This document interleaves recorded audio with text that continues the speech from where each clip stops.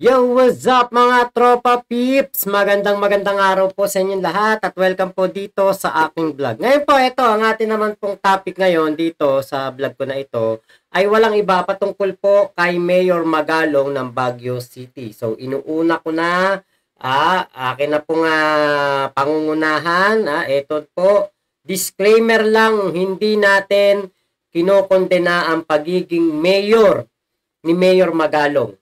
Believe tayo sa kanya sa pagiging mabuting mayor niya doon sa Baguio City. Pero, ang hindi po tayo conforme sa kanya o hindi po tayo sumasang-ayon sa kanya ay yun pong kanyang pagiging chismoso. Medyo may pagka-chismoso marites itong si Mayor Magalong kasi nga po, hindi pa niya napapatunayan yung kanyang unang mga binitiwang chismis sa Kongreso. Heto na naman. Meron na naman siyang sinasabing bagong issue, pero wala pa ring inilalabas po na ebidensya. So, ito po yung balita. Hindi lang pala 7-7, meron pang 30-30-30. Ano yung 30-30-30? Yung 30-30 naman, kung ikaw ang host ng sortie, you get 30 million. 90 million lahat yun. 30 million AX or ATAP, 30 million na MAIT, and 30 million na tupad. Ito ang bagong ibinunyag ni Baguio City Mayor Benjamin Magalong hinggil sa umano'y anomalya sa ayuda ng pamahalaan na kinasasangkutan ng ilang mambabatas. Can you just imagine? Ganun kalaki. 90 million. Kaya pala... Diba? Nung una, 777 lang O kung ano man yan. Diba? Kung magkano man yun. Ngayon po, Jesus Maria Joseph, 30-30-30. At wala na namang ebidensya. Ang gusto natin may ebidensya. Diba? Yun ang maganda. Mayor Magalong, pakitaan mo kami ebidensya. Kahit ako, iba-vlog ko yan. Kakampi pa ako kay Mayor Magalong. No wonder. Ang daming... Basta ebidensyang tunay, ebidensyang walang butas, walang lusot, di ba? Yung talagang ebidensya na tatayo sa korte, pero yung ganitong pong pagbubunganga lamang, ewan ko, tatayo ba to sa korte? Nagbo-volunteer to sponsor yung host yung sortie. Kasi nga yung ganun kalaking incentive nila. Dagdag pa ng alkalde na may ibang mambabatas na walang limitasyon ang nakukulimbat sa ayuda. Nalaman ko rin pala na may mga entitled na mga congressmen na congresswomen na halos unlimited yung kanilang AKAP funds. Nakakalungkot. May parang enjoy na enjoy si Mayor Magalong sa pagbibigay niya ng chismis. Syempre, sasakyan din to ng mga DDEBs. Ganon din yung kanilang mga MAIP at yung mga tupad funds, unlimited, halos unlimited. Ayon pa kay Magalong, hindi lang basta porsyento ang nakukuha ng mga korap na mamambabatas sa pag-host nila ng payout ng mga ayuda. Di ba corruption yun na paano mo na-disburse yung ganon na easily, kaya mong i-disburse yung ganon? Tapos, ang nakakalungkot nga nito because unlimited yung funds nila. So, in short, yung mga ninakaw nila sa porsyento nila at yung mga nakuha pa nila sa profit dahil sila na yung contractor at sila pa yung supplier, hindi pa pala nila na ilalabas. Intact pa yun. Chismoso. Ewan ko ba't gano'n? Parang Boy Abunda datingan no? Dahil ang ipinapamigay na lang nila muna itong mga ayuda na nakukuha nila. Ibinunyag din ng alkalde na maging sa Medical Assistance to Indigent Patients o MAEP ay may nakapaloob na korupsyon. Yung MAEP pa pala, meron pang anomaly dyan. Yung ibang MAEP na pondo, ang ginagawa nila yan, ginagawa nilang medical mission, yung funding na yan. At doon sa medical mission na yan, i-jack up nila yung price ng medicine at yung services nila para may rebate na ibabalik doon sa politiko. Ikinadismaya ni Mayor Magalong ang tila kawalan ng pakiramdam ng matiwaling mambabatas na ang dapat sanay pakinabangan ng mahihirap nating kababayan. Ayun na yung tawag, tiwaling mambabatas na yung tawag. Pero wala pang napapatunayan.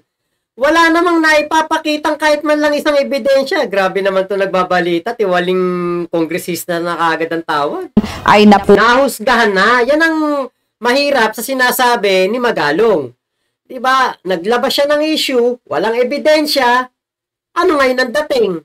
Tiwali kaagad ng mga kongresista itong mga taong to. pupunta pa sa kanila. Nakakalungkot isipin na ganun na katindi, ganun na ang level ng corruption na as if it's now being committed with impunity. Na wala na silang pakiramdam, manhid na sila. Habang ang tao dyan, hirap na hirap. Ano? Hirap na hirap. Diba? Nasaan po yung ebidensya nyo? Napakalaki na pala ng korupsyon na nangyayari. Ba't hindi pa kayo magsampa ng demanda, magreklamo sa ombudsman? Diba, Mayor Magalong? Abay, ako'y nananawagan po sa inyo kung sobrang taas na ng level ng korupsyon na inyo pong nalalaman. Ba't hindi nyo po inaaksyonahan? Kasi yung tapang ninyo sa pagbubunyag ng sinasabi ninyong korupsyon sa Kongreso, walang kwenta kung puro lang po kayo bunganga.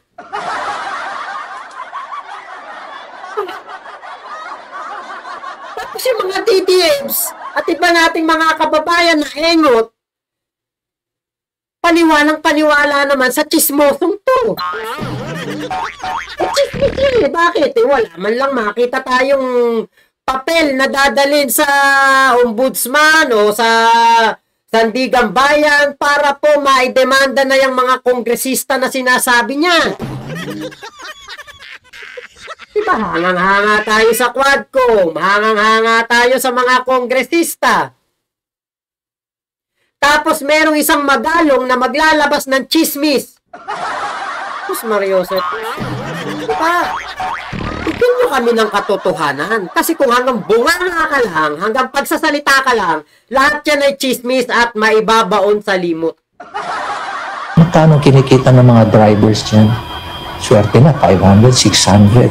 Mga vendors, 400, 500. Uy, abunda ng ano to eh, ng Baguio City. Habang yung iba rito sa mga napakakurap na politiko, they can easily make 1 billion pesos in a year. Oh, di ba? Kung bilyon po ang nawawala at nanakokurap, nananakaw po sa kaba ng bayan.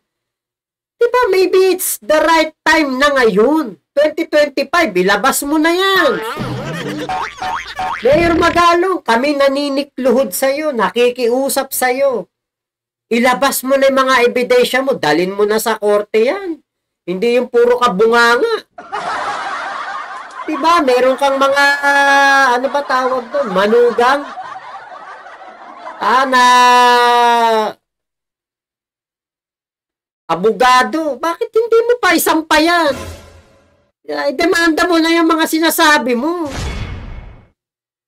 Baka mamaya kaya ka lang bunganga ng bunganga kasi ikaw pala ang merong kaso din ng kakurakutan. Ang pinakamatindi dito ay nagagamit pa nila ito sa panloloko sa mga botante. At nakikita mo nga yung ibang congressman pag magsalita pa sila, di ba? Ayuda raw is the best thing that ever happened. Mga ganun, di ba? O kaya kung wala si ganito, walang akap. Wala si ganito, walang maip. Kung wala si ganito, walang tupad. Yun pa lang na, those messaging, alam mo na kung ano ibig sabihin. Grace Doc. Diba? Chismoso, no? Sa pagiging mayor, the best ka na. Sige na, ikaw na the best mayor ng Baguio City. Pero sa pagiging chismoso mo, wala kang kwentang politiko. Puro ka lang bunganga. Diba? Napakaraming abogadong nakapaligid dito. Siguro naman, sa tagal niya sa kanyang pananatili sa mundo ng politika, sa kanyang pagiging pulis. Diba? Siguro naman, alam niya ang batas, alam niya kung ano ang due process, alam niya kung saan niya dapat dalin ang kanyang pinagbubunganga. Pero, Diba? Hanggang interview lang. 2025 na, 2024, inilabas mo yan. 2025 na, wala pa rin nasasampahan ng demanda. Diba? Eh, mag-eleksyon. O, paano maiwasan na ng taong bayan kung sino yung kongresista na sinasabi mo at hindi na maiboto? Diba? Pero hanggat ganyan ang iyong bunganga, hanggang ganyan ka lang, Mayor Magalong, eh yan ay pure hearsay at paninira sa Kongreso na nagtatrabaho para sa taong bayan. Isa pa, bakit hindi mo ito sinasabi na ang mga senador ng DDEBS nakikinabang din dyan sa AIC, sa AKAP, Tupad, pati si Bongo. May Tupad, ayan, payout. O, ibig sabihin, malaki din pala na ibulsa ni Bato. Kasi sabi mo, kada payout ng Tupad, AIC, meron silang napapala. Diba, selective Selective tong si Magalong eh. Diba? Ipakita mo sa amin ng ebidensya. Ilabas mo yung tapang mo sa tunay na forum. Sa proper forum, hindi yung puro ka bunganga ka lang ng bunganga, chismosong datingan mo. Mukha kang boy abunda.